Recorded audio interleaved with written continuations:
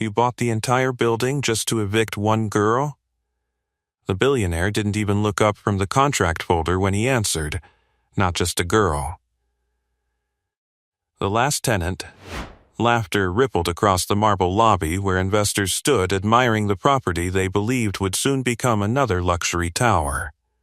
She has no money, no leverage, and no chance, one attorney said casually.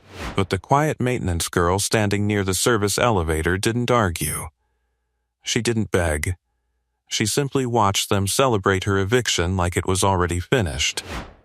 Because the powerful people in that lobby had missed something. Something buried inside a document none of them had bothered to read carefully. By the way, where are you watching from? Tell me in the comments below. What nobody in that room understood yet was simple. Buildings remember the people who created them, and sometimes the quiet girl sweeping the floors knows the truth hidden in their bones. Victor Halbrecht finally closed the folder and looked toward the service corridor. His expensive suit moved like armor as he stepped closer to the girl everyone wanted gone. "You're the holdout, right?" he asked. The young woman nodded once. Mara Ionescu didn't raise her voice.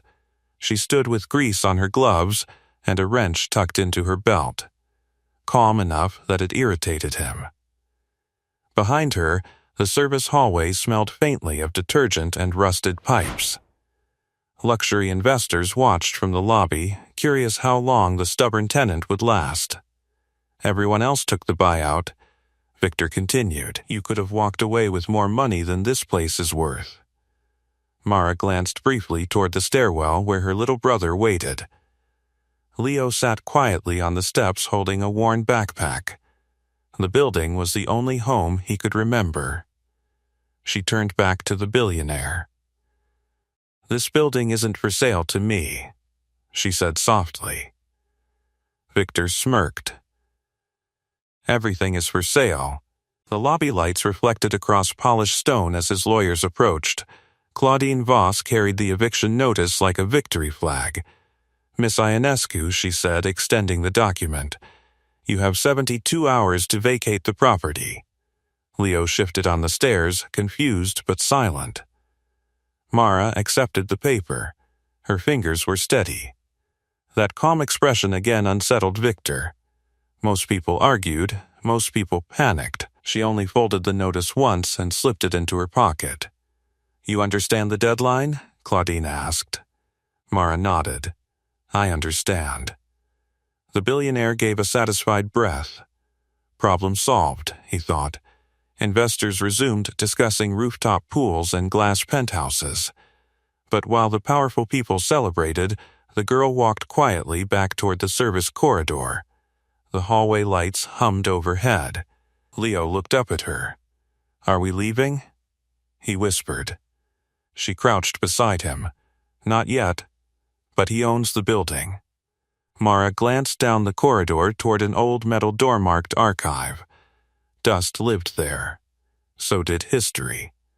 She rested her hand on the boy's shoulder. "People think ownership is simple," she murmured.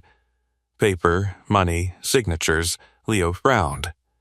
"Isn't it?" She looked back toward the bright lobby where Victor Halbrecht shook hands with investors. Then she reached into her worn tool bag. Inside sat a long cardboard tube. Its edges were frayed from years of careful keeping. She slid the cap loose. Old blueprints whispered softly as they moved. Leo's eyes widened. "Dad's drawings?" Mara nodded slowly. The paper smelled like dust and engine oil. Lines of steel beams and hidden supports crossed the page. At the bottom rested a familiar signature. Their father's. She rolled the blueprint closed again. Calm returned to her expression. "If he wants this building," she said quietly, "he'll have to understand it." Leo tilted his head. "Understand what?" She looked toward the marble lobby again. Victor's laughter echoed down the corridor. She slipped the blueprint tube back into the bag. That this place was designed with more than walls. Leo blinked. "What else?" Mara stood slowly. Her voice stayed calm. A promise. The hallway hummed quietly around them. Far away, investors toasted the future demolition. None of them noticed the girl walking toward the archive door. None of them realized the building's past was about to speak. The metal handle felt cold beneath her fingers. Dust drifted when the door opened. Inside waited shelves of forgotten records. Leo followed quietly. She stepped into the dim room and placed the blueprint tube carefully on a wooden table. Her eyes moved across boxes labeled decades old. Somewhere here was the document her father once mentioned. The clause nobody believed still mattered. She drew a slow breath. "Let's find it," she whispered. Behind them, the lobby applause echoed again. But tonight, the building itself seemed to listen. And for the first time since Victor Halbrecht arrived, the quiet girl smiled. The quiet smile hadn't fully faded from Mara's face when Leo whispered, "What exactly are we looking for?" Dust floated through the thin beam of light spilling from a cracked ceiling fixture. The archive room smelled like old paper, rust, and something faintly metallic, like the bones of the building itself. "Contracts," she said softly. Leo stepped closer to the table where the blueprint tube rested. "From Dad?" "Maybe," she replied. Outside the room, the marble lobby still buzzed with investors. Their voices echoed faintly through the ventilation ducts, excited and confident. Victor Halbrecht's laughter traveled farther than the others. It sounded like victory. Inside the archive, Mara carefully opened a filing box stamped with the fading date, 1998 construction records. The cardboard creaked. Stacks of yellowed documents leaned against each other like tired books. Leo crouched beside her. "Did Dad really build this place?" "He designed it," she corrected gently. "Every beam, every load column, every pipe that runs under our feet." Leo blinked. "Then why are we fixing leaks and boilers?" She paused for a moment. Some answers were too heavy for a 10-year-old. "Because the world forgets people sometimes," she said quietly. The boy frowned, but didn't argue. She slid out a thick folder labeled Structural Agreements. Her fingers brushed the paper carefully. It felt familiar. Not because she remembered reading it before, but because she remembered watching her father write things like this late at night. Long hours. Cold coffee. Stacks of calculations. He used to say buildings were like living creatures. "They breathe," he'd tell her. "Treat them right and they'll stand longer than we will." Leo tilted his head as she scanned the pages. "Do you see it?" "Not yet." The building groaned faintly somewhere above them. Pipes shifting, air moving through old ducts. A place with memories. Mara flipped another page. Nothing. Another. Still nothing. Then a voice echoed down the hallway outside. "Where is she?" "Victor." Leo stiffened immediately. Mara closed the folder halfway and listened. Claudine Voss answered him somewhere beyond the archive door. "Maintenance corridor. That's where the tenant usually works." Victor's tone carried irritation. She had her moment. "Now I want her gone." Leo's hand tightened on Mara's sleeve. "They're coming." She placed the folder back into the box slowly. "No panic," she whispered. Footsteps approached, sharp heels, expensive shoes. Mara stood and brushed dust from her gloves. The archive door creaked open. Victor Halbrecht filled the doorway like a storm cloud wrapped in designer fabric. Behind him stood Claudine and two investors who looked uncomfortable being anywhere near a maintenance hallway. Victor's eyes moved across the dusty room. "You hiding now?" he asked. Mara leaned lightly against the table. "Working." His gaze dropped to the boxes. "Looking for something valuable?" "History." He gave a short laugh. "History doesn't pay property taxes." Leo shifted behind her. Victor noticed him then. "That your kid?" "My brother." Victor nodded slightly. "Then you should think about his future." Claudine stepped forward with a tight smile. You've received the eviction notice. The timeline is very clear. Mara folded her arms loosely. Yes. And yet, you're still here, obviously. Victor sighed, patience thinning. You don't understand how this works. He gestured vaguely toward the floors above them. This building will be luxury residences in 6 months. Mara glanced up at the ceiling. Not unless the structure can handle the changes. One of the investors raised an eyebrow. Victor looked amused. You a structural engineer now? She didn't answer immediately.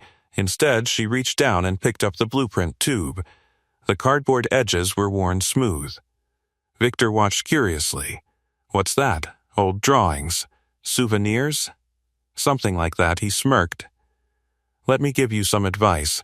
He stepped closer, voice lowering slightly. People like you don't win fights like this. Leo's eyes flashed with anger. But Mara's expression didn't change. Calm, unshakable. Victor shook his head. You could have taken the buyout. That was generous. Generous isn't the word I'd use. He turned slightly to the investors. This is what stubborn looks like. They chuckled politely. Victor gestured toward the exit. You've got 72 hours. Then he paused. Oh, and the utilities might be spotty tonight. Claudine cleared her throat. Construction preparation. Leo whispered, You're turning off the heat? Victor shrugged. Progress requires inconvenience. Mara studied him carefully. Then she nodded once. Understood. Victor frowned slightly, again with the calm. No fear, no argument, just acceptance. It unsettled him. He turned toward the hallway. Let's go. The investors followed quickly, clearly eager to return to the bright marble lobby. Claudine lingered a moment. Her eyes flicked briefly toward the blueprint tube. You won't find anything useful down here, she said quietly. Then she left. The archive door closed. Silence returned. Leo exhaled hard. They're trying to scare us. Yes, so what do we do?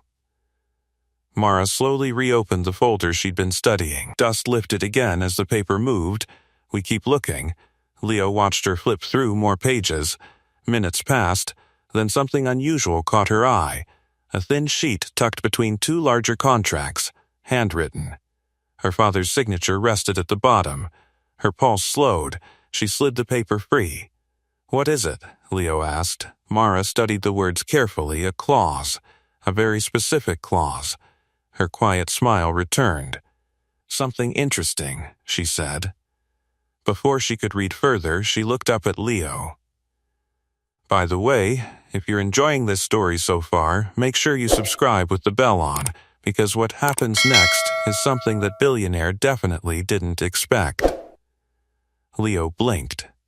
What does it say? Mara carefully rolled the blueprint tube open beside the document. The lines matched, the signatures matched, and suddenly the eviction notice in her pocket felt very different.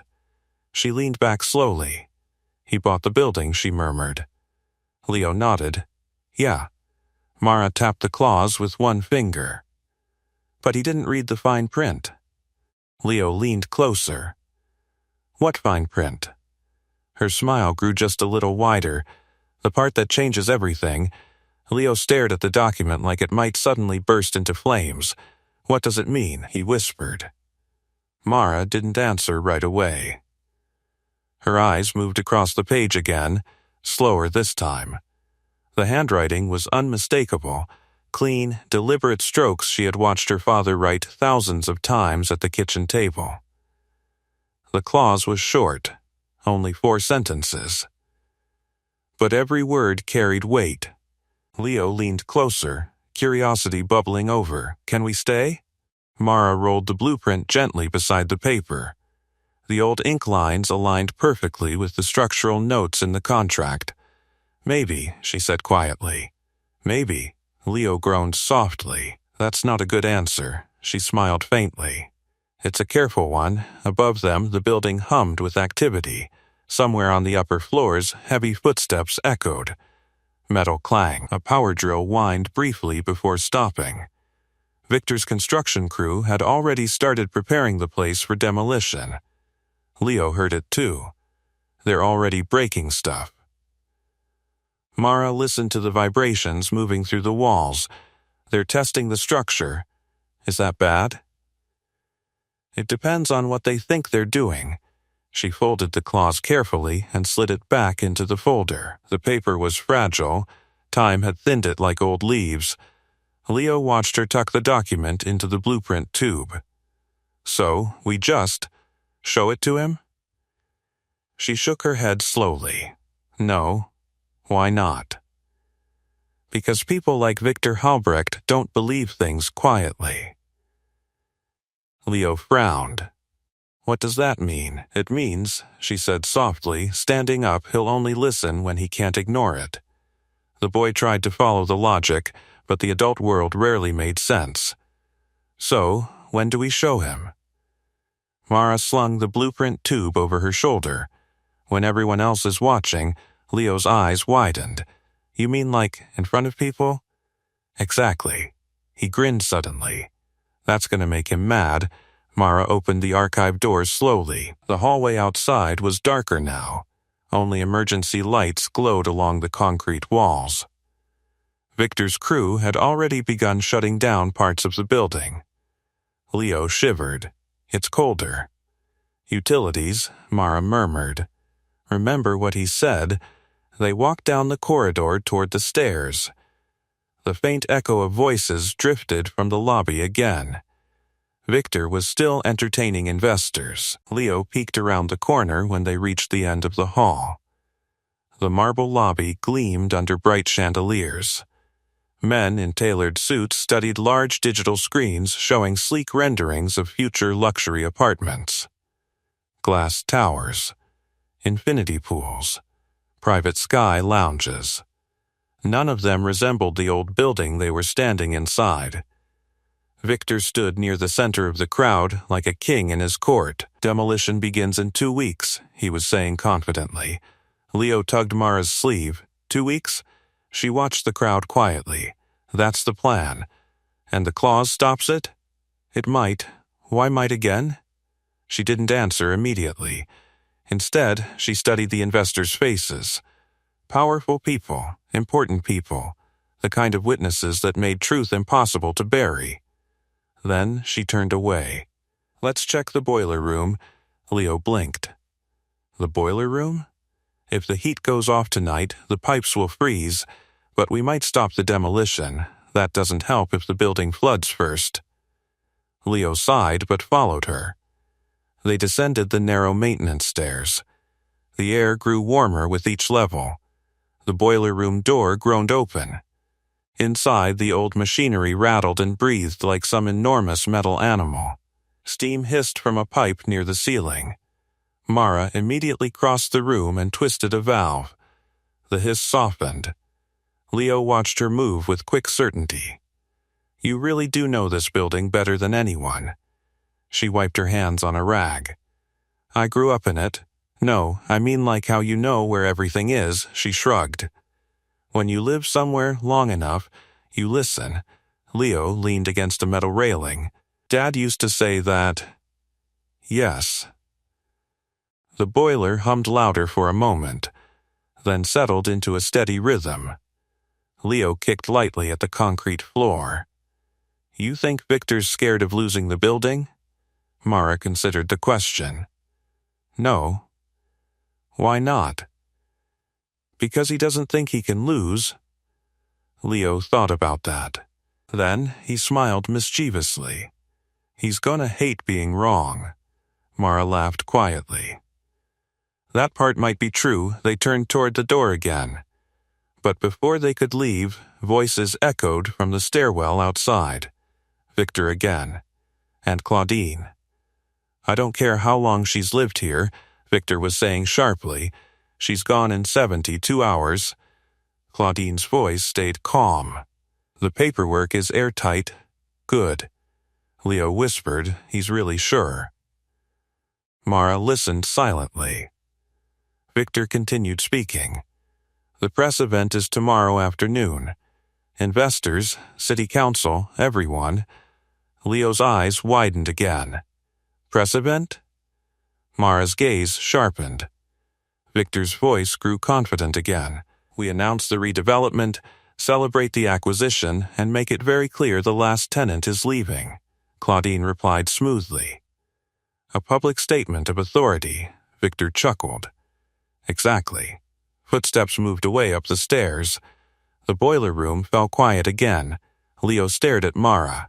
You heard that right? Yes. The press event is tomorrow, she nodded slowly. Leo looked at the blueprint tube over her shoulder. That's when you're going to show him. Mara stepped toward the door. Yes. Leo grinned. In front of everybody, she pushed the door open. And in front of the only audience that matters, Leo followed her up the stairs. Who's that? Mara glanced toward the glowing lobby above. The people he was trying to impress. Leo laughed softly. Victor Halbrecht didn't know it yet, but the stage he'd built for his victory was about to become something very different.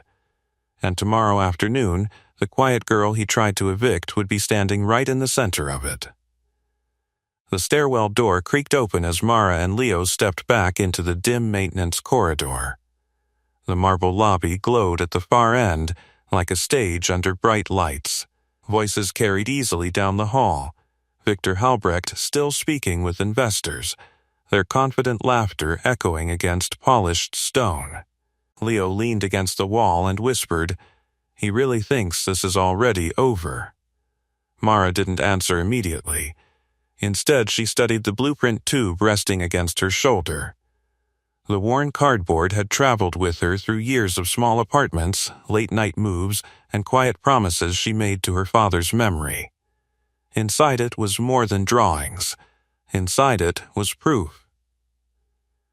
She glanced toward the lobby again. Victor was standing beside a holographic model of the future tower, pointing at glass penthouses and rooftop gardens. The investors nodded eagerly, already imagining the profits. Leo followed her gaze. That's where the press thing will be? Yes.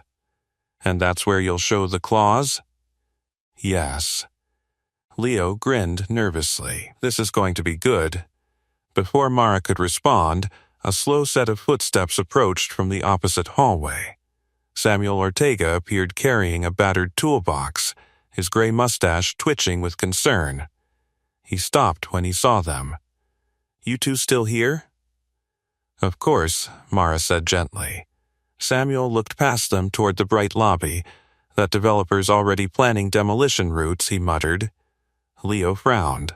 Demolition routes? Means they're studying where to break the building first. Samuel wiped grease from his hands with a rag. They think the structure's simple. Like any other old apartment block, Mara tilted her head slightly. And it isn't? Samuel snorted softly. Your father designed this place. He tapped a nearby concrete wall. Half these support lines are hidden. Smart engineering confuses anyone who didn't build it. Leo beamed with pride.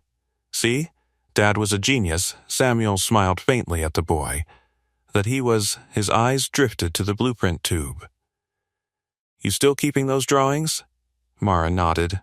Always. Samuel stepped closer, lowering his voice. Listen, that man out there? Victor Halbrecht? Yes, he's powerful. People like him don't usually lose. Mara met his gaze calmly. They lose when they misunderstand something important. Samuel studied her face. For a moment, something in his expression shifted. Recognition. Your father used to say that, he murmured. Leo looked between them. What did he mean? Samuel leaned against the wall. Your dad believed buildings had rules. Structural rules. Legal rules. Design rights. He tapped the blueprint tube gently, and sometimes those rules outlive the people who wrote them. Mara didn't reply, but her silence confirmed enough. Samuel straightened slowly. You found something in the archives, didn't you? Leo's excitement nearly burst out. She found a clause. Mara shot him a soft look. Leo clamped his mouth shut. Samuel's eyebrows rose. A clause? Maybe, Mara said carefully. Samuel chuckled. Your father loved clauses. Leo blinked. Why? Because they hide in contracts like landmines, Samuel explained. Everyone reads the big paragraphs. Nobody reads the last lines. Mara smiled faintly. That sounds familiar. Samuel glanced toward the lobby again, where Victor's voice grew louder. City council approvals are already underway. The superintendent shook his head. He's moving fast. That's why tomorrow matters, Mara said quietly. Samuel studied her. You planning something? Just telling the truth. Samuel nodded slowly. Truth's a dangerous thing in front of investors. Leo couldn't hide his grin. That's the point. Samuel laughed under his breath. You really are your father's daughter. For a moment the corridor fell silent. Then the elevator doors at the far end slid open. Claudine Voss stepped out, heels clicking sharply against the floor. Her eyes landed on the small group instantly. Well, she said smoothly. Still here? Samuel muttered something under his breath and walked past her toward the boiler room. Claudine didn't acknowledge him. Her attention stayed on Mara. You've been busy tonight. Maintenance work. Of course. Claudine's gaze drifted to the blueprint tube again. You seem very attached to those drawings. They belong to my father. I assumed as much. Claudine stepped closer, her voice calm and professional. You should consider accepting the buyout before tomorrow. Leo crossed his arms. Why? Claudine smiled politely at him. Because public embarrassment rarely benefits anyone. Mara tilted her head slightly. That sounds like advice. It is. Thank you. Claudine studied her face carefully. You're very calm for someone about to lose her home. Mara's voice stayed soft. I'm calm because I understand this building. Claudine's smile tightened just a little. And Mr. Halbrecht doesn't? He understands money. Claudine folded her arms. Money usually wins, not always. Claudine's eyes flicked toward the archive hallway. You found something down there. Mara didn't answer. But silence often speaks louder than words. Claudine sighed lightly. Well, if you're planning a dramatic moment tomorrow, I'd reconsider. Why? Because contracts are very precise things. Mara nodded slowly. I agree. Claudine studied her for another second. Then she turned and walked back toward the elevator. Before stepping inside, she glanced over her shoulder. 72 hours, she reminded. The doors closed with a soft metallic sigh. Leo exhaled loudly. She definitely knows something's up. Mara looked toward the lobby again. Victor's investors were beginning to leave. Tomorrow afternoon the room would be full of cameras instead. The perfect audience. Leo tugged her sleeve. So, what now? Mara adjusted the blueprint tube on her shoulder. Now we prepare. Leo grinned. For the press event? Yes. And the clause? Yes. Leo's excitement bubbled again. Victor Halbrecht believed tomorrow would be the day he proved his power. But somewhere inside the old building, buried beneath decades of paperwork and steel beams, waited a single forgotten sentence, a sentence that could stop everything. And tomorrow, everyone in that lobby was going to hear it. The elevator doors had barely closed behind Claudine Voss when Leo exhaled a breath he hadn't realized he'd been holding. She knows, he whispered. Mara leaned against the hallway wall for a moment, listening to the building. Pipes hummed faintly somewhere above them. The old structure had its own quiet rhythm, a pulse she'd learned to read years ago. Maybe, she said calmly. Leo crossed his arms. That lawyer definitely suspects something. Suspicion isn't proof, and proof is the clause. Mara nodded once. The clause is the beginning. Leo blinked. The beginning of what? She pushed herself off the wall and started walking toward the archive again, of understanding what it really means. Leo hurried after her. You already read it. I read the words. And now I need to read the context. The archive door creaked open again as they stepped inside. Dust swirled in the yellow light like drifting smoke. Mara placed the blueprint tube carefully on the table and pulled the folded clause from the folder. Leo leaned over the paper as she smoothed it flat. Okay, he said, squinting. Explain it again. She traced the lines with one finger. This clause connects three things, she said quietly. The design rights, the structural authority, and the architect's heir. Leo pointed at the signature at the bottom. That's Dad, yes, and the heir is you. Yes, Leo grinned. So that means Victor can't demolish the building. Not exactly. The grin faded slightly. What do you mean, not exactly? Mara picked up the blueprint and unrolled it beside the document. The drawing showed the building's skeleton, steel beams, weight loads, support columns hidden behind walls. Look here, she said, pointing to a series of reinforced support points. Leo leaned closer. These hold the entire central structure, and these, she continued, tracing another line, connect to the structural modification rights. Leo blinked. You're losing me. She smiled gently. The clause doesn't just protect the building. What does it protect? The design. Leo frowned. But that's the building. Not always. She tapped the blueprint lightly. Architectural design rights mean no one can alter the structure without approval from the designer, or the designer's heir. Leo's eyes widened slowly. So if Victor wants to turn this into luxury apartments, he has to redesign parts of the building, and if he redesigns it, he needs permission. Leo's mouth slowly opened. Your permission. Mara rolled the blueprint halfway closed again. Yes. Leo stared at the paper like it had just turned into gold. So he literally bought a building he can't change. She gave a small nod. If the clause holds up, Leo laughed quietly. He's going to explode. Possibly. Leo leaned back against the table, still grinning. That press event tomorrow is going to be incredible. Mara studied the document again. Only if we present it properly. What do you mean? Lawyers will try to twist it. Leo frowned.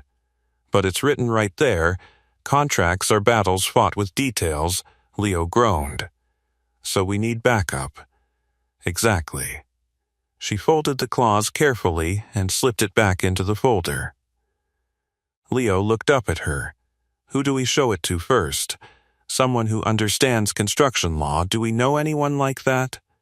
Mara thought for a moment. Then a name surfaced from memory. Samuel. Leo blinked. The superintendent? He worked with my father during construction. And you think he'll understand the clause? Better than anyone. Leo nodded slowly. Okay, that makes sense. She rolled the blueprint back into the tube. The cardboard slid shut with a soft whisper. Leo watched her secure the cap. You really think tomorrow changes everything? She looked at him. Tomorrow forces the truth into the open. Leo smiled again. That's basically the same thing. She placed the tube over her shoulder. Come on. They stepped back into the hallway. Samuel was just emerging from the boiler room, wiping grease from his hands again. He looked surprised to see them returning. You two digging through the archives all night? Something like that, Mara said. Samuel studied her expression carefully. You find what you were looking for? Mara reached into the folder and held up the clause. Maybe. Samuel took the paper and adjusted his glasses. The hallway fell silent as he read. Leo bounced slightly on his heels while waiting. Samuel's eyebrows slowly rose higher, then higher. Finally, he lowered the paper and stared at Mara. Well, I'll be damned.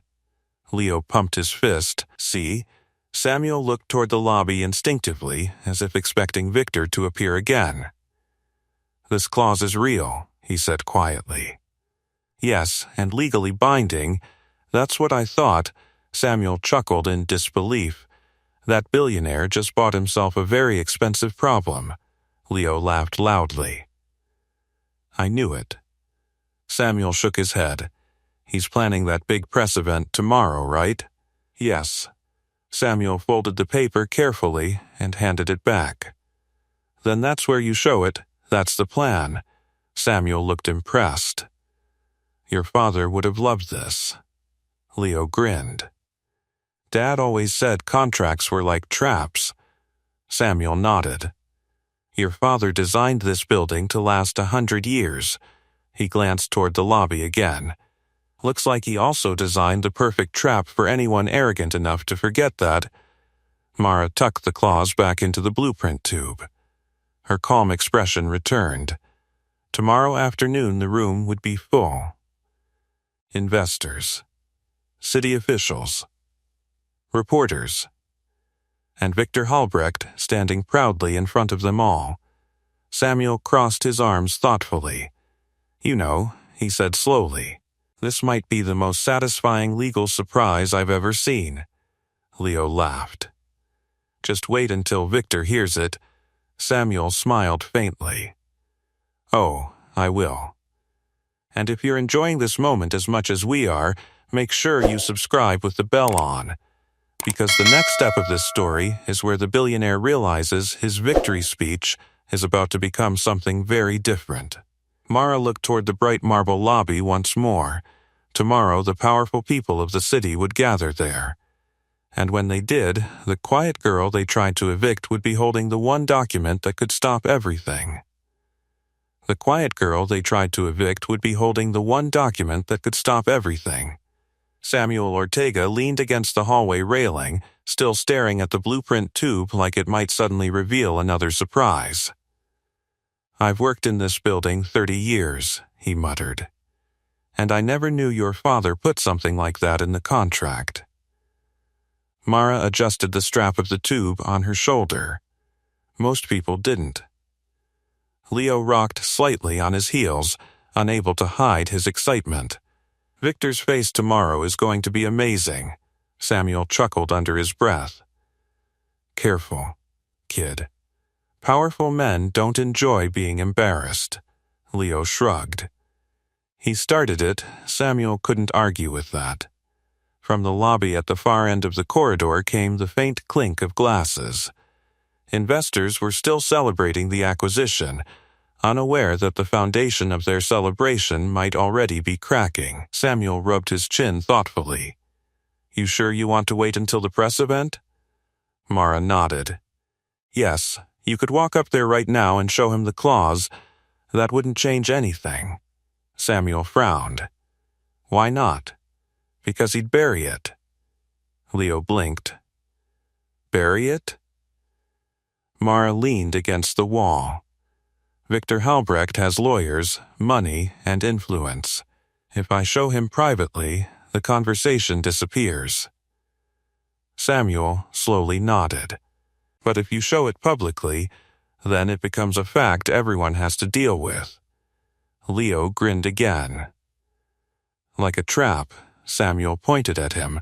Exactly like a trap. For a moment the hallway grew quiet again. Then Samuel sighed and shook his head. You really are your father's daughter. Mara smiled faintly. I've heard that before. Samuel gestured toward the lobby. That man thinks this building is just another project. He's wrong, Samuel chuckled. Very wrong. Leo leaned closer to Mara.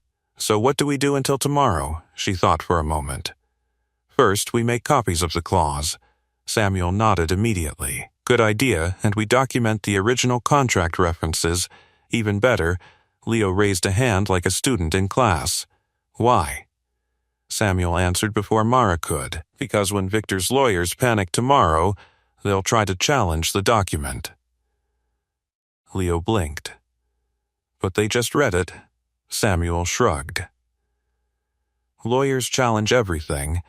Mara pulled the clause from the tube again and handed it to Samuel. Can you access the office copier upstairs? Samuel grinned. I know every machine in this building. Good. Leo followed them down the corridor as they headed toward the maintenance office. The lights flickered slightly overhead. Construction crews were already tampering with electrical circuits. Samuel muttered, "They're rushing." Mara nodded. Victor wants demolition permits approved quickly. They reached the small office near the stairwell. Inside sat an aging copier beside stacks of maintenance logs. Samuel switched on the machine. It whirred awake slowly, like an old engine clearing its throat. Leo leaned on the desk while Mara carefully placed the claws on the glass. The copier hummed.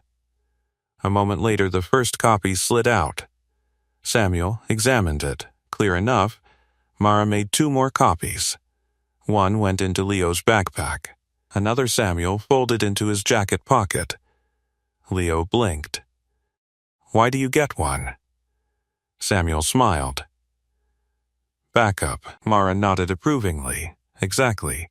Leo slung the backpack over his shoulder proudly. "This feels like we're preparing for battle." Samuel laughed softly. "In a way we are." Mara rolled the original claws back into the blueprint tube. The cardboard clicked shut. Samuel watched her do it. "You realize something, right?" "What?" "Victor Halbrecht thinks tomorrow is his victory speech." Mara's calm eyes met his. "Yes." Samuel crossed his arms. "But tomorrow might become something else entirely." Leo grinned again. A disaster for him. Samuel shook his head slowly. Not just a disaster, a lesson. Leo tilted his head.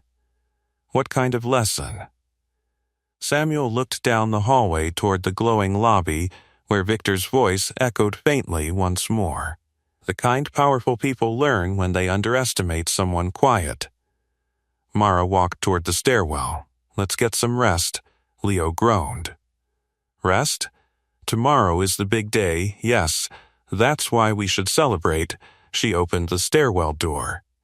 "Tomorrow requires a clear mind." Samuel nodded in agreement. "She's right, kid." Leo sighed dramatically. "Fine." They climbed the stairs together. The building creaked softly around them as if aware something important was coming. When they reached the landing near Mara's small service apartment, Leo paused. "Do you think Victor suspects anything yet?" Mara unlocked the door slowly. "Claudine suspects something." "But Victor?" She thought about the billionaire's confident smile earlier in the lobby. "He believes the story already ended." Leo grinned. "That's his mistake, yes." They stepped inside the modest apartment. The place was small but warm. 2 chairs, a narrow kitchen table, and stacks of old engineering books that once belonged to their father. Samuel paused in the doorway. "You know," he said thoughtfully. "Your father used to say, buildings reveal their secrets only when someone truly listens." Mara placed the blueprint tube carefully beside the table. "That sounds like him." Samuel nodded. "Well, tomorrow this building might reveal its biggest secret yet." Leo zipped open his backpack and checked the copied document again. Still there. Safe. He looked up at Mara. "You nervous?" She shook her head slowly. "No, why not?" Mara glanced toward the window overlooking the glowing city skyline. "Because tomorrow wasn't about fighting Victor Halbrecht. Tomorrow was simply about letting the truth stand in the middle of the room where everyone could see it. And once that happened, even the richest man in the city wouldn't be able to pretend it didn't exist. Even the richest man in the city wouldn't be able to pretend it didn't exist." Morning crept slowly into the building through narrow windows and dusty glass panes. Pale sunlight stretched across the worn kitchen table where the blueprint tube rested like a quiet witness. Mara was already awake. She stood beside the window studying the street below. Delivery trucks lined the curb, unloading equipment for the afternoon's press event. Leo shuffled out of the small bedroom, rubbing his eyes. "You didn't sleep, did you?" She turned slightly. "Enough." Leo glanced at the table. The tube was still there, the claws was still inside. "Today's the day," he said quietly. "Yes." He poured himself a glass of water and leaned against the counter. "You think Victor slept?" Mara gave a small smile. "I'm sure he did. Why?" "Because he thinks today will go exactly the way he planned." Leo laughed softly. "That's almost sad." Down in the lobby, the sounds of preparation echoed faintly upward. Chairs scraped across marble floors.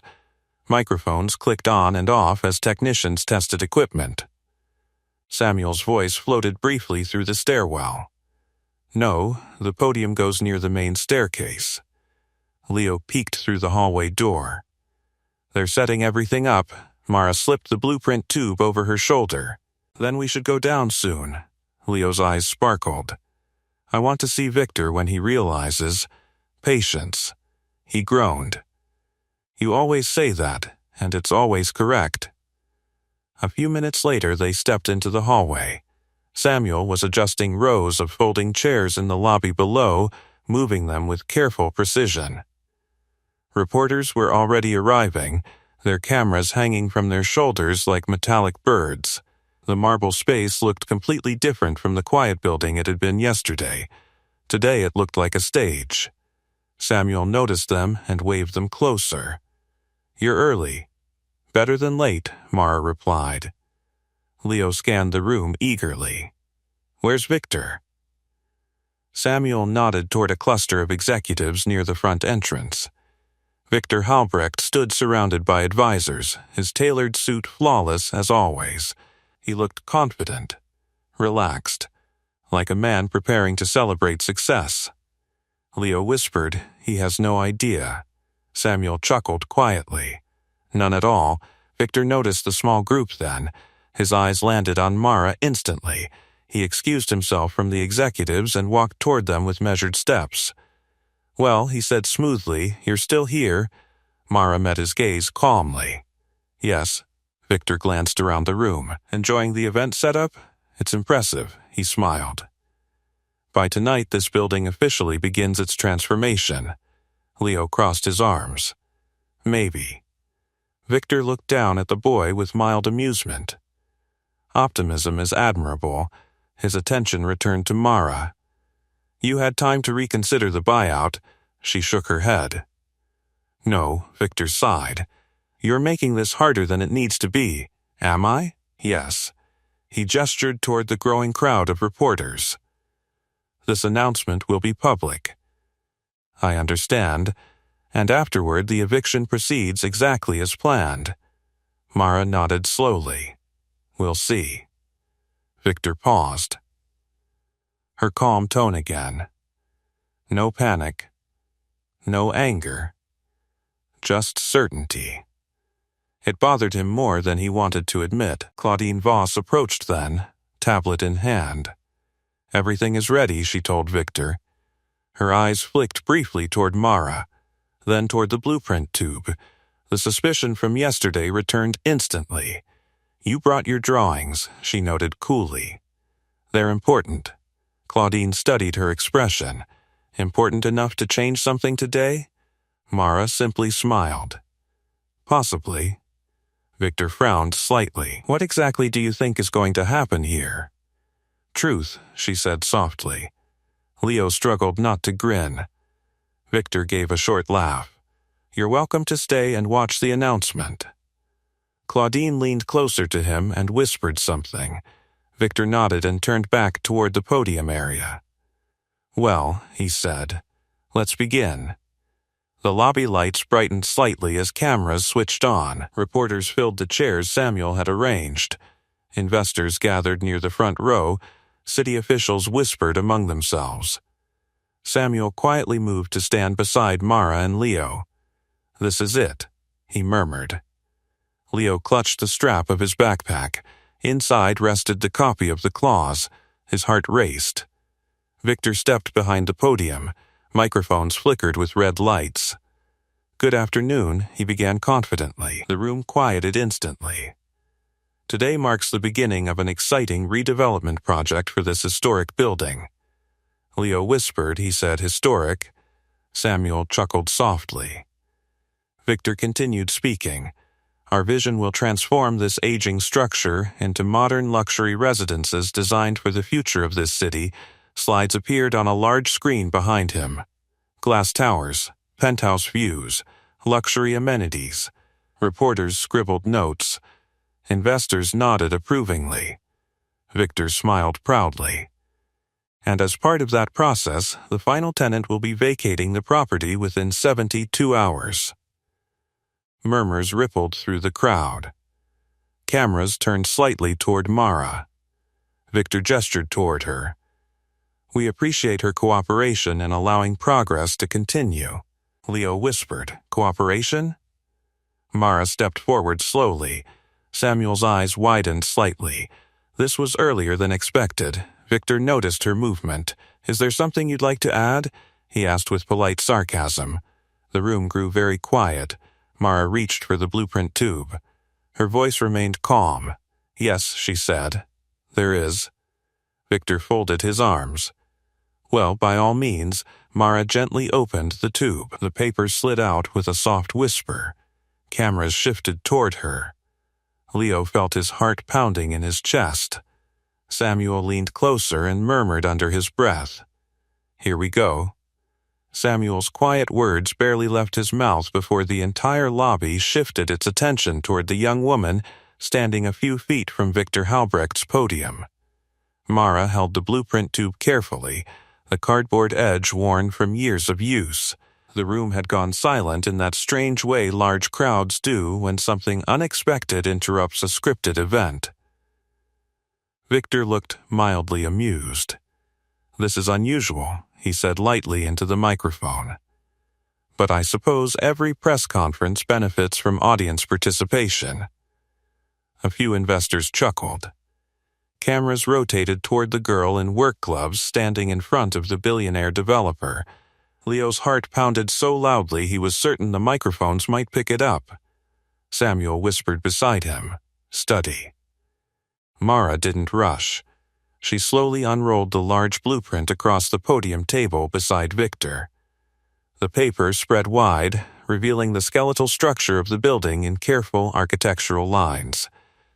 Victor glanced down briefly. Historic drawings, he said with a smirk. Charming, but not exactly relevant to redevelopment. They are, she replied calmly. Claudine Voss stepped forward slightly, her expression tightening. Miss Ionescu, she said carefully, this is a scheduled announcement. If you have concerns, you may discuss them privately with our legal office. Mara didn't look at her.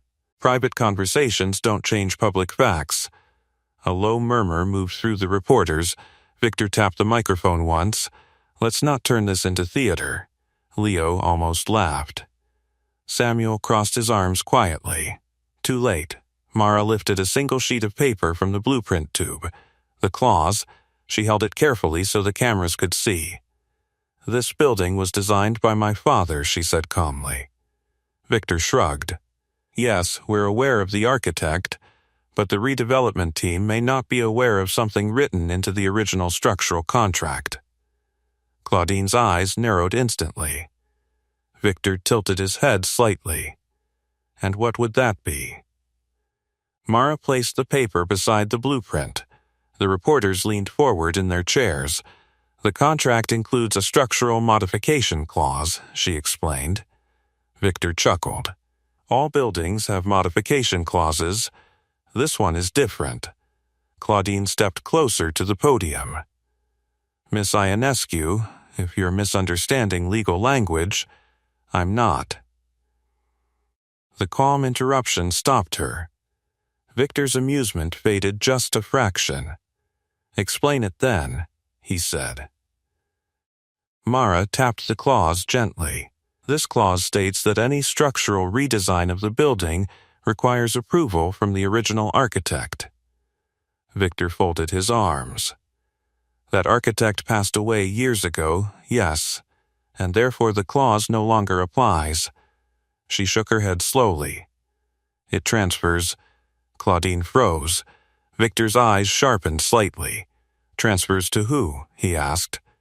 Mara looked directly at him, the architect's heir. A quiet wave of whispers moved through the crowd. Leo grinned beside Samuel. Victor shrugged again, though his tone had cooled. And you're suggesting what exactly? Mara lifted the paper so the cameras could clearly see the signature line. My father added a legal continuation clause. Claudine stepped forward quickly now. Let me see that. Mara handed her the document without resistance. Claudine scanned the page rapidly. Her confident expression cracked for the first time. Victor noticed immediately. Well, he asked. Claudine didn't answer right away. She reread the clause. Then she looked up slowly. This appears to grant structural approval rights to the architect's legal heir. Victor frowned. And? Claudine swallowed. And the heir would be? She looked directly at Mara. Her? A sharp ripple of surprise moved through the room. Reporters immediately began murmuring into recorders. Leo's grin widened. Victor's expression hardened. That's not possible, he said. The building belongs to me, yes, Mara said calmly. You purchased the property. Victor gestured toward the blueprint. Then this is irrelevant. Not if you want to change the structure. Claudine spoke quietly now. The clause specifically references structural redesign. Victor looked at her sharply. What does that mean? Claudine hesitated. It means demolition or major modification would legally require approval from the architect's heir. Victor's jaw tightened. You're telling me this girl can stop the redevelopment? Claudine lowered her voice. If the clause is valid, yes. The room buzzed with sudden excitement. Reporters raised cameras. Investors exchanged uneasy glances. Samuel leaned toward Leo and whispered, That sound you hear? What? Victor Halbrecht realizing he should have read the contract. Leo almost laughed out loud. Victor stepped away from the podium now, studying Mara carefully. You planned this, he said. No, then why bring it here? Because you chose this room. He glanced at the reporters surrounding them. Of course you did. Mara's voice remained calm. You wanted everyone here to witness your victory. Victor's eyes narrowed. And now you want them to witness yours. I want them to witness the truth. Claudine quietly checked the document again. The clause was clear, the language precise. Victor exhaled slowly. Even if this clause exists, he said, it doesn't change ownership, no, but it does change authority. Victor studied the crowd of reporters now whispering excitedly. Samuel crossed his arms proudly. Leo could barely stand still. The stage Victor had prepared for celebration was turning into something very different. Before the tension could settle, Mara spoke again. By the way, if you're enjoying this moment, make sure you subscribe with the bell on, because the next part of this story is where the billionaire realizes just how expensive one overlooked sentence can become. Victor looked back at her. You're very confident. She rolled the blueprint slowly back into the tube. I understand this building. Victor's voice lowered slightly. And you think that gives you power?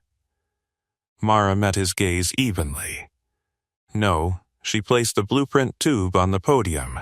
The contract does. For a moment, the entire marble lobby stood perfectly still. Victor Halbrecht stared at the blueprint tube resting on the podium as if it had suddenly turned into something dangerous.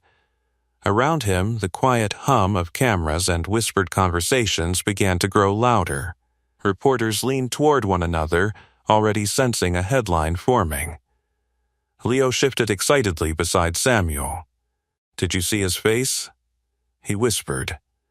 Samuel chuckled under his breath. Oh, I saw it. Victor slowly stepped closer to the podium again. His confidence hadn't vanished, but the easy smile he wore earlier had faded. He reached for the document in Claudine's hand. Let me see that. Claudine hesitated only a moment before handing it over. Victor scanned the clause quickly. Then again, his jaw tightened slightly. The language was simple, precise, impossible to misread. Leo watched carefully. "He's realizing it," the boy whispered. Samuel nodded. "Yes, he is." Victor lowered the paper slowly and looked back at Mara.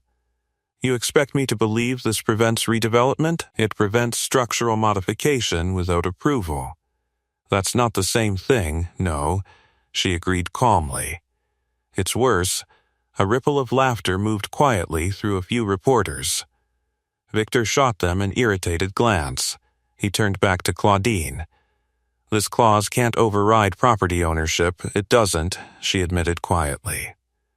"Then what exactly does it do?" Claudine chose her words carefully. "It gives the architect's heir authority over structural design alterations." Victor exhaled sharply. "And demolition?" Claudine looked at the blueprint again. "That would qualify." A murmur moved through the investors now. The celebration from earlier had turned into uneasy whispers. Victor placed the document on the podium. "You're telling me that after purchasing this entire property," Claudine didn't interrupt, "I need permission from her to proceed?" Samuel whispered to Leo, "That's exactly what she's telling him." Leo tried not to laugh again. Victor turned toward Mara. "Do you realize how absurd this sounds?" "No. You're a maintenance worker. I maintain the building." Victor gestured toward the blueprints. "You're claiming authority over a multi-million-dollar project because of a line in a contract written decades ago. Not claiming, then what? Demonstrating." The calm answer hung in the air like a weight. Victor glanced at the crowd. Every camera in the room was now pointed directly at them. The reporters smelled blood in the water. Leo leaned closer to Samuel. "Everyone's watching now." Samuel nodded. "That's exactly what she wanted." Victor rubbed his temple briefly. "Even if this clause exists," he said slowly, "we can challenge it, of course. You seem very relaxed about that." "I am." Victor studied her expression again. No fear, no hesitation, the same steady confidence she'd carried since the moment he met her. It irritated him deeply.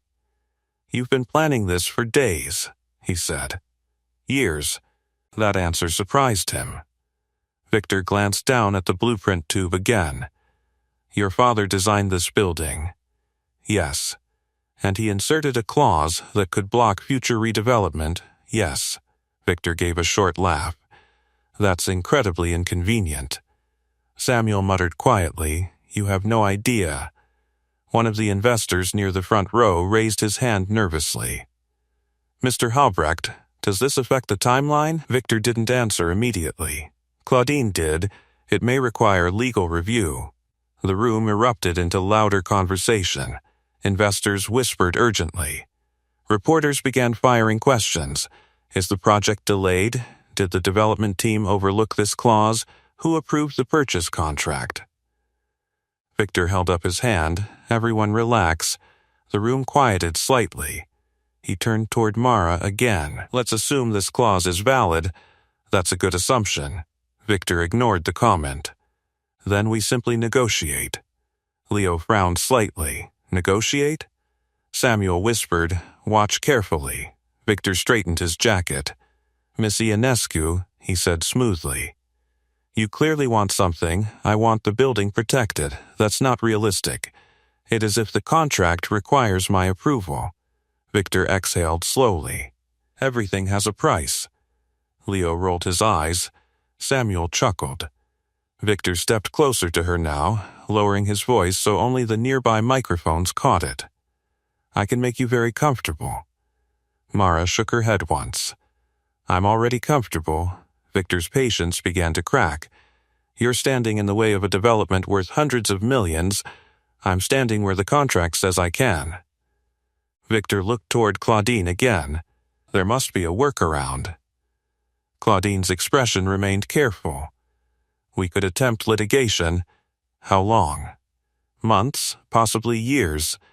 Victor glanced around the lobby. The cameras, the reporters, the investors watching nervously. The press event that had been meant to celebrate his victory was slowly turning into a public negotiation. Exactly the situation Mara had wanted. Samuel leaned toward Leo again. See what she did? Leo nodded eagerly. She made it public. Which means he can't bury it. Victor looked back at Mara. You've put me in a very awkward position. That wasn't my goal. Then what was? She met his gaze calmly. To make sure the building survives, Victor studied her silently for several seconds. Then something unexpected happened. He smiled, but it wasn't the confident smile from earlier. This one carried a hint of respect. Well, he said slowly, looks like the quiet maintenance worker just stopped a demolition. Leo pumped his fist quietly. Samuel grinned. Victor folded the claws again and placed it carefully on the podium. Congratulations, he said. You've officially complicated my day. Mara didn't react. But the entire lobby understood something clearly now. Victor Halbrecht had walked into the room expecting to announce the future. Instead, he had just discovered that the future of the building might belong to the quiet girl he tried to evict.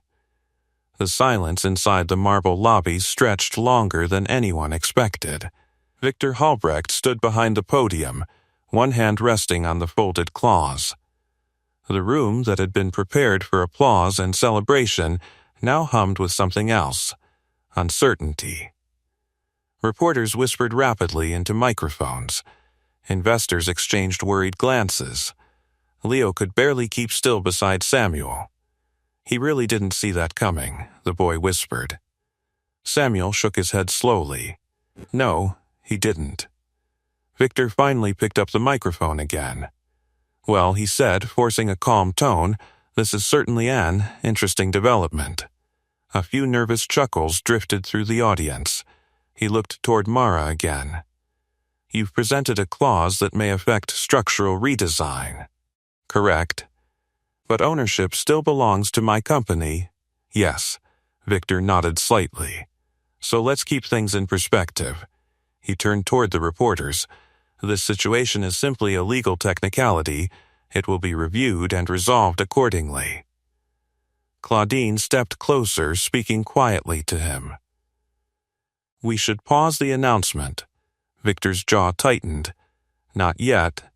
But the reporters were already raising their hands. Mr. Halbrecht, one called out, does this mean demolition cannot begin? Another voice followed. Did your legal team miss this clause during acquisition? Victor's patience began to thin. This building will still be redeveloped, he said firmly. Mara spoke gently from beside the podium. Not without approval. Victor glanced sideways at her. You're very confident in that document. It's legally binding. Claudine cleared her throat. It appears to be. The room buzzed again. Samuel leaned toward Leo. This is the part where the investors get nervous.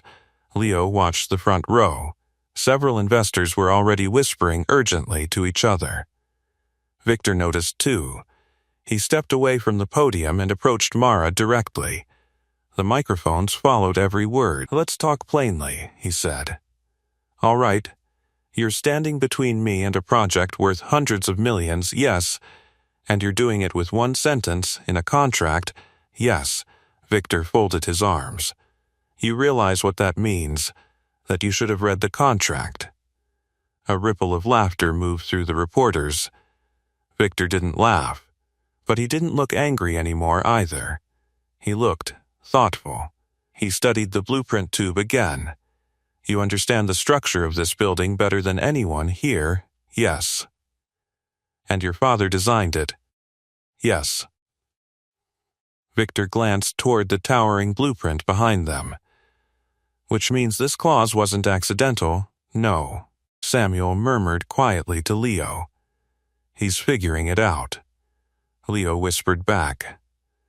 Figuring out what? That her father planned ahead. Victor looked back at Mara. Your father expected someone like me to buy the building someday. He expected someone to try to change it. And he wanted his design protected, yes. Victor rubbed his chin slowly. That's actually impressive. Claudine looked surprised by the comment. So do we fight it? She asked quietly. Victor didn't answer immediately. Instead, he looked around the lobby, the cameras, the investors, the reporters capturing every second. Then he looked back at Mara. You care about the building, yes. You're not doing this for money, no? Leo grinned proudly. Samuel nodded in approval. Victor exhaled slowly. Well, that complicates my negotiation strategy. Mara tilted her head slightly. You expected me to sell? Most people would. I'm not most people. He smiled faintly. That's becoming clear. The reporters scribbled furiously now. This was turning into a story much bigger than a simple eviction. Victor walked back to the podium. The claws still rested on the table beside the blueprint. He tapped the microphone again. It appears, he said slowly, that our redevelopment project requires additional legal review. The investors shifted uneasily. But, he continued, I also believe every obstacle presents an opportunity. Samuel whispered to Leo. Now he's thinking like a businessman again. Leo frowned slightly. What does that mean? Means he's looking for a new angle. Victor gestured toward Mara. Miss Ionescu clearly has authority over structural changes to the building. Yes, and she clearly cares about its future. Mara watched him carefully. Victor smiled slightly. So perhaps the smartest path forward is collaboration. The room erupted with surprised murmurs. Leo blinked. Collaboration? Samuel chuckled quietly. Didn't see that coming. Victor continued speaking. Instead of removing the architect's legacy, perhaps we preserve it. He looked directly at Mara. You protect the building's design, and you profit from it. Victor shrugged. Everyone wins. Claudine looked thoughtful now. That might actually stabilize investor confidence. One reporter raised a hand. Mr. Halbrecht, are you suggesting a partnership with the tenant you plan to evict? Victor smiled again. I'm suggesting we respect the contract. Leo nudged Samuel. He just switched sides. Samuel nodded. Powerful people adapt quickly. Victor extended his hand toward Mara. So, he said, do we keep fighting in court for years, or do we build something better together? The lobby waited. Cameras pointed forward. Investors leaned closer. The billionaire developer who tried to remove her was now offering something very different, and everyone in the room wanted to see what the quiet girl would say next. For several seconds, Mara didn't move. Victor Halbrecht's hand remained extended in the center of the marble lobby, the gesture frozen beneath a dozen bright camera lights. Reporters leaned forward in their seats. Investors shifted uneasily, sensing that whatever happened in the next moment might decide the future of the entire project. Leo held his breath beside Samuel. Is she actually thinking about it? He whispered. Samuel nodded slowly. She's thinking about the building. Victor spoke again, his voice calm but firm. You have authority over structural changes, he said. That gives you leverage. Mara studied his outstretched hand but didn't take it yet. And you have ownership of the property, she replied quietly. That gives you control. Victor nodded. So, we both have something the other needs. The reporters scribbled faster. Claudine watched closely, her sharp eyes shifting between them. What exactly would collaboration mean? Mara asked. Victor lowered his hand slightly but didn't withdraw it. It means preserving the structural design your father created. And redesigning the interior with your approval. Samuel crossed his arms thoughtfully. That's actually not a bad offer, he murmured to Leo. Leo frowned. But he still wanted to tear it down. Samuel shrugged. Plans change when contracts speak louder than money, Victor continued. This building stays standing, he said. The original architecture remains intact, and the redevelopment happens within those boundaries. Mara glanced around the room. Investors watched carefully now, hopeful the situation might stabilize. Reporters waited for a dramatic answer. Leo whispered again. "You're going to say yes, right?" She didn't respond. Instead, her eyes drifted toward the tall windows overlooking the city. For a moment, the noise of the room faded. She remembered evenings sitting at the kitchen table while her father sketched the building's design. The pride in his voice. The way he described the structure like it was alive. "This building," he once said, "is meant to outlast all of us." Samuel noticed the distant look in her eyes. "She's remembering him," he said quietly. Leo nodded. Victor waited patiently. He understood that moment now. This wasn't just business for her. It was legacy. Finally, Mara looked back at him. "If the structure stays exactly as it was designed," she said, "it does. If the historic architecture is protected, yes. And if the building continues to serve the community that lives around it," Victor tilted his head. "What do you mean by that? No luxury tower that pushes everyone out." The investors shifted nervously again. Victor considered her words. "You're asking for affordable housing units inside the redevelopment, yes." Claudine leaned toward him and whispered something quickly. Victor listened. Then he nodded slowly. "That could work." Leo's eyes widened. "Wait, really?" Samuel chuckled. "Looks like she's negotiating now." Victor looked back at Mara. "You want the building protected?" "Yes." "You want the community included?" "Yes." "And you want the architect's legacy respected?" "Yes." Victor extended his hand again. "Then we might actually be on the same side." The room grew quiet once more. Mara studied him for another moment. Then, finally, she reached forward. Her grease-stained work glove met the billionaire's polished hand. The handshake sent a visible ripple through the audience. Cameras flashed. Reporters whispered excitedly. Leo pumped his fist quietly. Samuel smiled with quiet pride. Victor looked toward the crowd. "Well," he said, "it appears today's announcement has changed slightly." A few reporters laughed. Claudine stepped forward beside him. "The redevelopment project will now proceed with structural preservation under the approval of the architect's heir." She gestured toward Mara. "Meaning this building's original design will remain intact." Another reporter raised his hand. "So the tenant you plan to evict now controls the design approval?" Victor nodded. "Yes." The reporter grinned. "That's quite a twist." Victor smiled faintly. "It's also good business." Samuel leaned toward Leo again. "See that?" Leo nodded.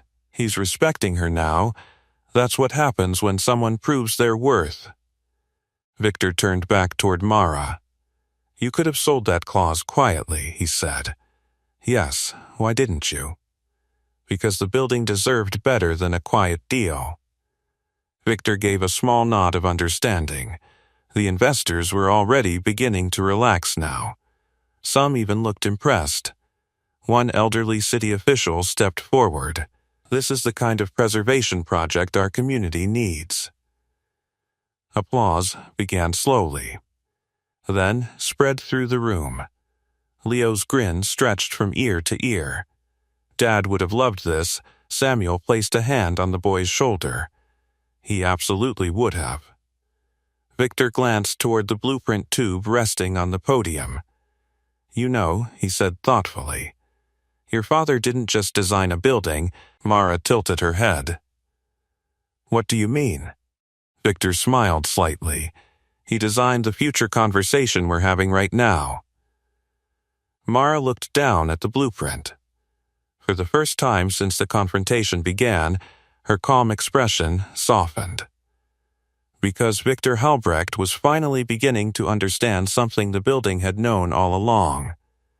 The quiet girl he tried to remove had never just been a tenant. She had always been the architect's daughter. The applause in the marble lobby lasted longer than anyone expected.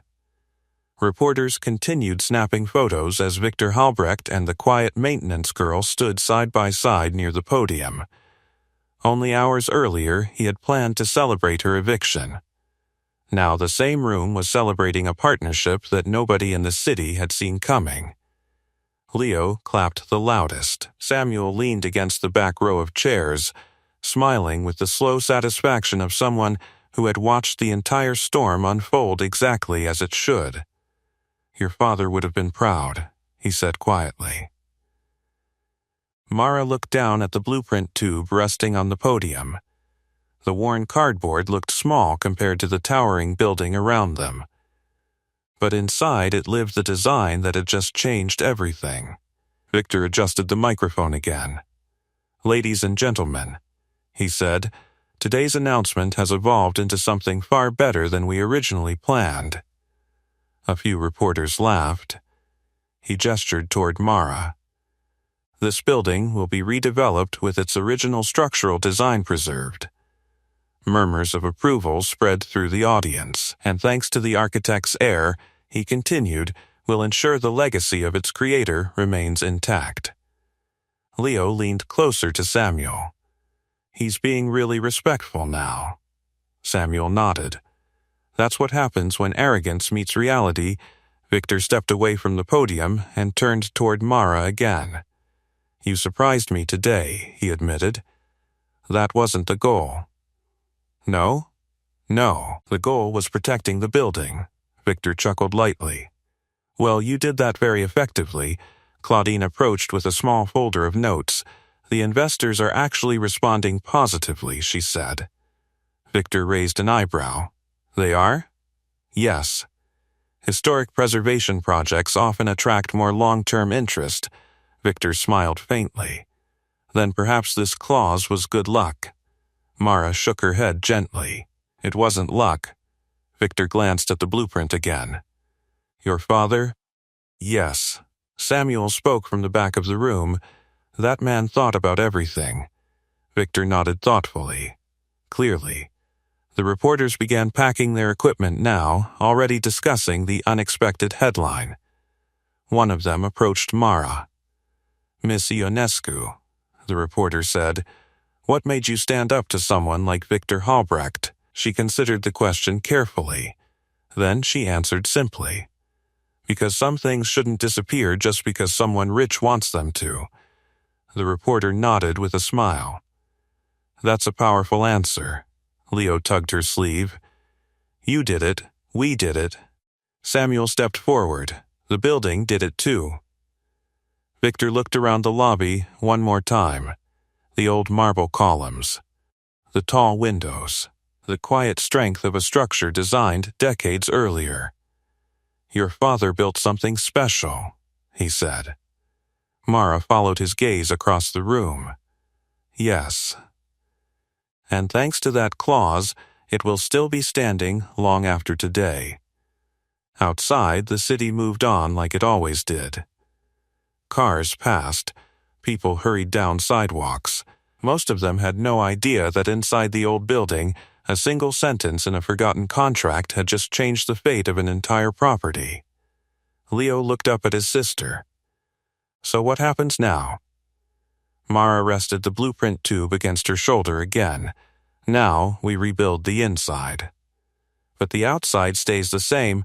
"Yes," Samuel grinned. "That's how you honor good architecture." Victor extended his hand one last time. "Looks like we're partners."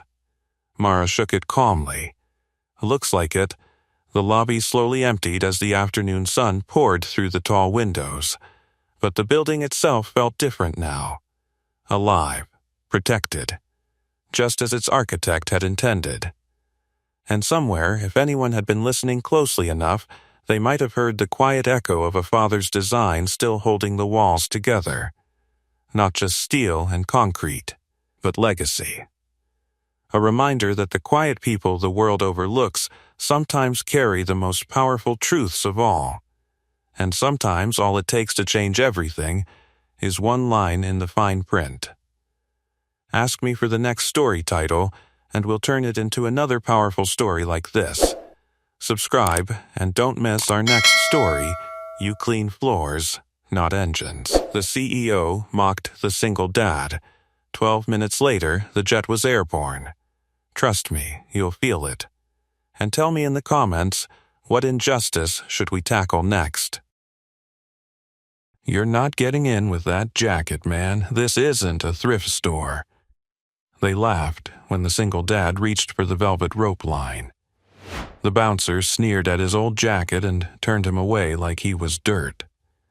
But the dad didn't argue. He just glanced at the curb, calm as steel. Because seconds later, a black SUV rolled up behind him like a silent verdict. And suddenly, the man they mocked was the only one who could act. This isn't about a jacket. It's about how dignity survives disrespect. Before I show you the exact moment when the SUV door opened and the VIP's son collapsed on the pavement. By the way, where are you watching from? Tell me in the comments below. Brent Holloway stood squarely between Elias Navarro and the entrance to Cormac's executive lounge, arms folded across a chest that filled the doorway like a wall, and the rope gleamed under the soft gold lights. Beyond it, laughter spilled from crystal and marble. Elias didn't raise his voice. He didn't step back either. "I'm not here to party," he said quietly. "I left something inside." Brent looked him up and down again. Boots worn at the edges, jeans faded from work. That old leather jacket creased at the elbows like it had seen too many winters. "Yeah," Brent muttered, smirking. "Dignity?" A couple waiting nearby chuckled. A valet pretended not to hear. Elias felt the heat rise in his chest, but it never reached his face. He'd learned a long time ago that anger wastes oxygen. His gaze drifted past Brent's shoulder into the polished interior, toward the hallway that led to the private lounge. Somewhere inside was the small canvas pouch he'd dropped earlier, while fixing a faulty light fixture near the bar. Inside that pouch was something his daughter needed tonight. Across the curb, his sedan idled under the dim streetlight. In the passenger seat, Lila Navarro leaned forward, chin resting on her hands against the dashboard, watching everything. He could see her reflection in the windshield. Confused, not embarrassed yet. Too young to recognize humiliation. Old enough to remember how it felt. Brent shifted closer. "You're blocking my line, buddy. Move along." "I will," Elias replied evenly, "after I get what's mine." The music inside thumped, bass vibrating faintly through the sidewalk. A gust of cold air cut between buildings, lifting the collar of his jacket. It smelled like exhaust and expensive cologne. Brent's tone sharpened.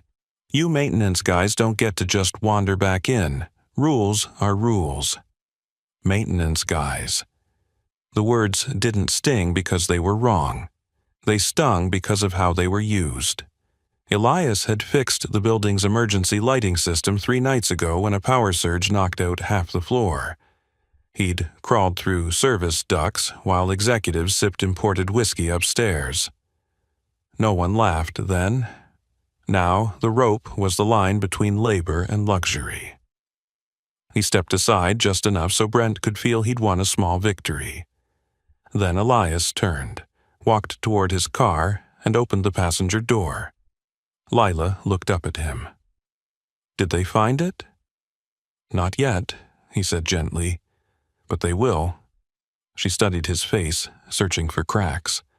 "That man's mean." He smiled faintly. "Some people talk loud when they don't know what they're looking at." Behind them, headlights swept across the pavement. A low, sleek black SUV rolled to a stop directly behind Elias's sedan, its tinted windows reflecting the club's golden glow. The engine purred instead of roared, controlled, expensive. Valets straightened instantly. Brent adjusted his posture, shoulders tightening, smirk disappearing as if erased. The rear door of the SUV opened. Victor Cormac stepped out first. Tailored coat, silver hair precise, presence like gravity. Conversations near the rope quieted. Brent moved fast now, voice respectful. "Mr. Cormac, good evening." Elias closed the car door softly but didn't move away. Something about the stillness inside that vehicle caught his attention. No movement from the second passenger, while Victor turned back toward the open door. "Ethan?" he called. There was no answer. A pause, then a soft, uneven thud. Elias's eyes sharpened before anyone else understood what they were seeing. The teenage boy inside the SUV slumped sideways, half falling against the seatbelt, one hand twitching weakly before going still. Victor's voice cracked. "Ethan?" Brent froze, uncertain whether to rush forward or wait for instruction. The street noise dulled, like the air had thickened. Elias was already moving. Elias reached the SUV just as Victor Cormac grabbed his son's shoulders. "Ethan, stay with me. Ethan!" The boy's head lolled forward, breath shallow and uneven, skin already losing color under the streetlights. Brent hovered uselessly near the curb, eyes darting between Victor and the gathering crowd. "Call 911, Brent barked, finally remembering his authority. "They're calling," someone shouted back. Elias leaned into the vehicle, voice steady. "Sir, I need space." Victor looked up, confused. He recognized the jacket. The same man Brent had dismissed minutes earlier. "I've got him," Elias continued, already assessing. "How long was he like this?" I don't know. He was fine in the car." The teen's pulse fluttered erratically beneath Elias's fingertips. Too fast. Wrong rhythm. His breathing hitched, then stalled for half a second too long. Adrenaline sharpened everything. The distant bass from the club, the scent of gasoline, the metallic taste in his own mouth. "Brent," Elias said without looking up, voice firm but controlled. "Clear the area. I need air." Brent hesitated. "Now," Elias added. Something in his tone cut through the confusion. Brent moved. Victor stepped back, hands trembling. "Who are you?" "Right now?" Elias replied, easing the boy flat across the seat. "I'm the one helping him." He loosened the seatbelt, checked airway, tilted the chin carefully. Ethan's chest barely rose. A murmur rippled through the small crowd forming near the velvet rope. Phones were out. Whispers spread fast. "VIP's son, something's wrong, someone fainted." Lila watched from inside her father's sedan, eyes wide. Elias pressed 2 fingers to the boy's neck again, pulse weakening. He shifted position smoothly, movements economical. "Sir, did he complain about chest pain, dizziness?" Victor shook his head helplessly. "He said he felt hot, that's all. Heat, collapse, rapid pulse." Elias's mind ran through possibilities with clinical precision. "Ambulance is on the way," Brent called, a voice tighter than before. "That's good," Elias answered calmly. "But he doesn't have that kind of time." He slid partially into the SUV, bracing his knee against the seat, and began measured chest compressions when Ethan's breathing faltered completely. Each push was exact, depth, rhythm, count. Nothing rushed, nothing wasted. Victor stared. You're a doctor?" Elias didn't answer immediately. He focused on the rhythm under his hands, the silent count in his head. 30 compressions. Pause. Airway again. A faint gasp escaped Ethan's lips. Weak, but there. "There we go," Elias murmured, more to the boy than anyone else. The crowd shifted tone. What had started as curiosity was becoming something else. Awe. Fear. Recognition that this wasn't random chaos.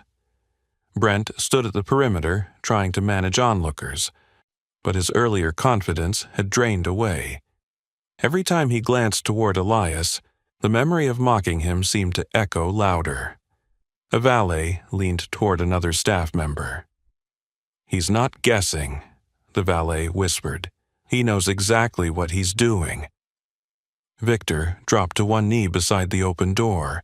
"Please, don't let him." "I won't," Elias said firmly. Sirens wailed faintly in the distance now. He adjusted Ethan's position, checked responsiveness again. A tremor ran through the boy's fingers. Breath returned in shallow pulls. "Stay with me, Ethan," Elias instructed quietly. "Just breathe." The teen's eyelids flickered. Relief cracked across Victor's face, but fear still clung to it. What happened to him? Could be cardiac, could be heat stroke, could be something else entirely, Elias replied.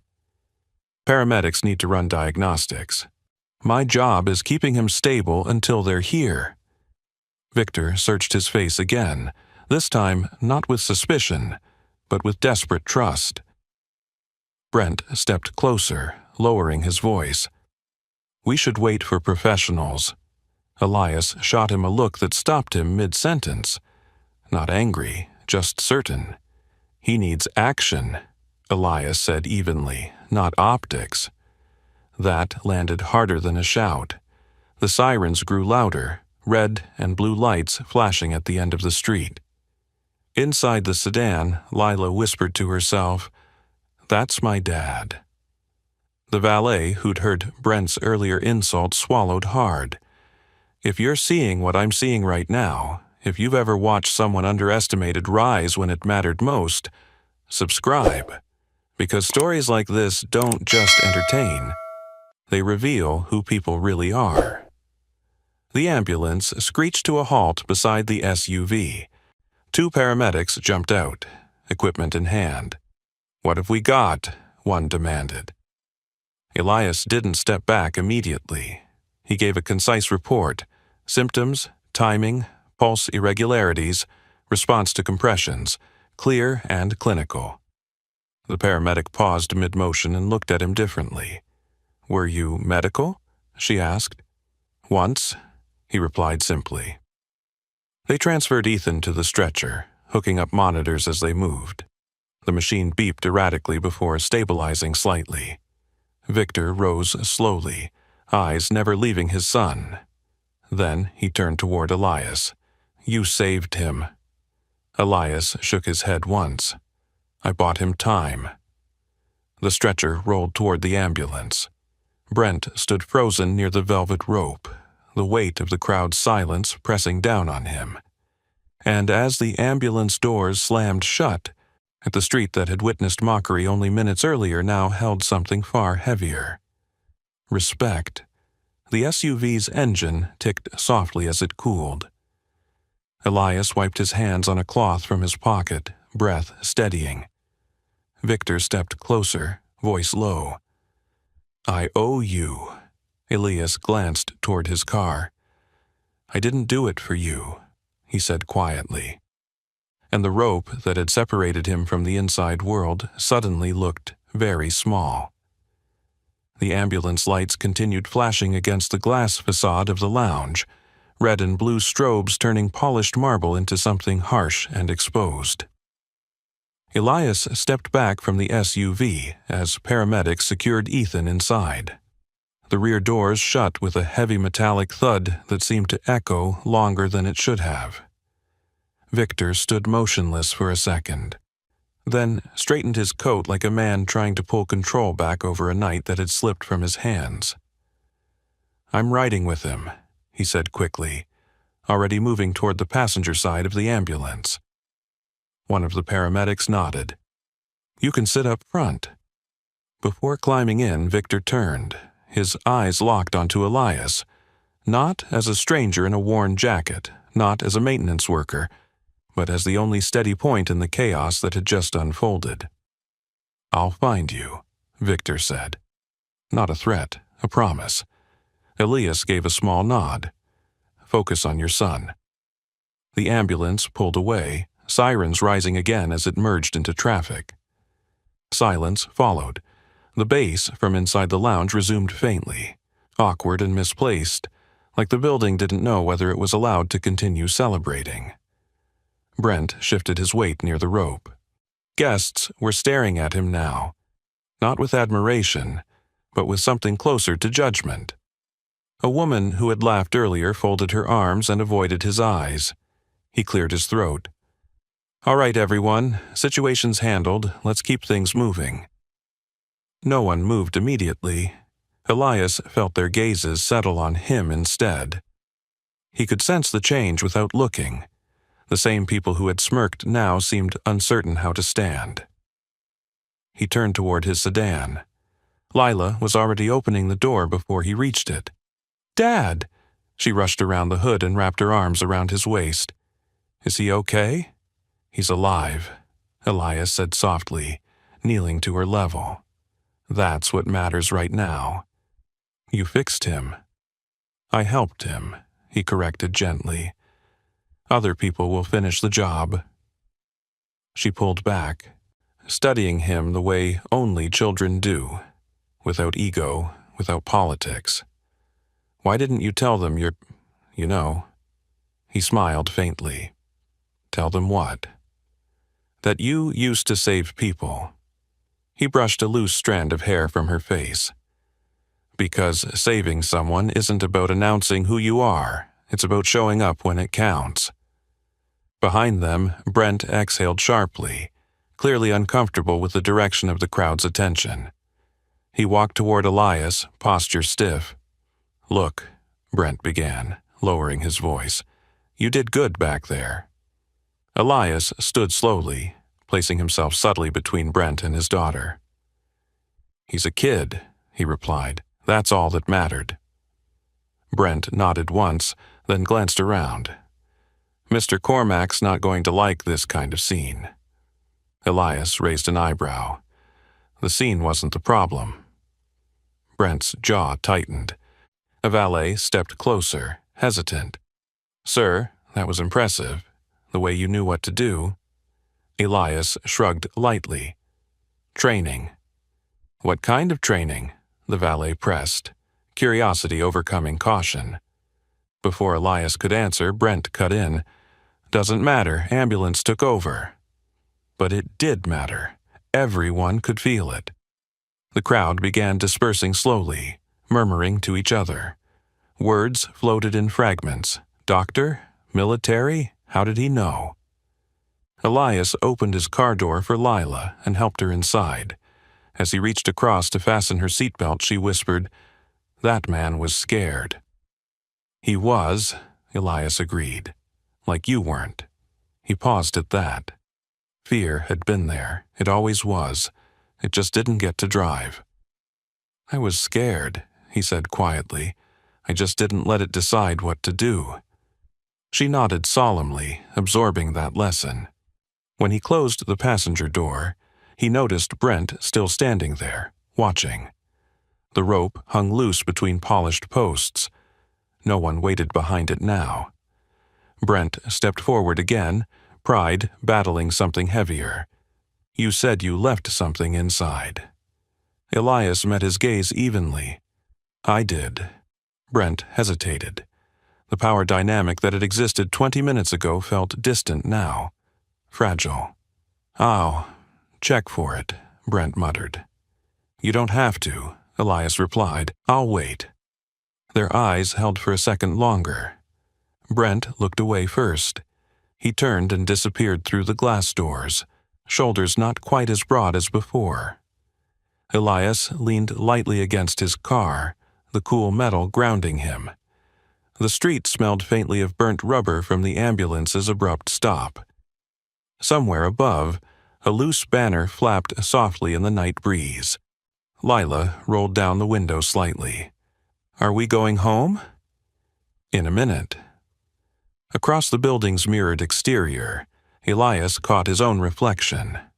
The old leather jacket, the worn boots. The man who had chosen to step away from operating rooms and decorated halls for something smaller, quieter. He didn't regret it. Inside the lounge, figures moved hurriedly. word would be spreading fast. Brent reappeared after a moment, holding a small canvas pouch between two fingers. He walked back toward the curb slowly,